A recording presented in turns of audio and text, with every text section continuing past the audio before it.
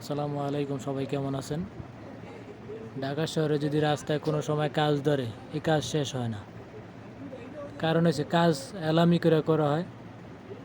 মানুষের যে দুর্ভোগটা, মানুষ এমন অবস্থায় রাস্তাঘাটে যদি কাজ ধরে, এই রাস্তাঘাটে মানুষ চলাফেরা করতে অনেক কষ্ট হয়। কি অবস্থা এই রাস্তাঘাটে, এমন অবস্থা করে যেটা অনেক দিন যাবৎ রাস্তাঘাটে কাজ ধরছে কিন্তু কাজ শেষ হয় না।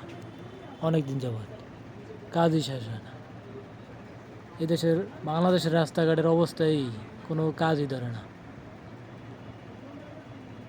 কাজ ধরে, এবার কাজ ফালায় থিয়া থাকে না, কাজই করে না। এই অবস্থা। বাংলাদেশ কবে উন্নত হইব, আর বাংলাদেশের চোরবাটপার কবে ভালো হইব? এদেশে মানুষ, প্রধানমন্ত্রী ঠিকই টাকা দেয় কিন্তু কাজ ঠিকমতো করে না। এই অবস্থা। প্রত্যেকটা রাস্তা ঠিকমতো কাজ চলে না। যে কোনো রাস্তা কাজ ধরলে কাজ ঠিকমতো হয় না।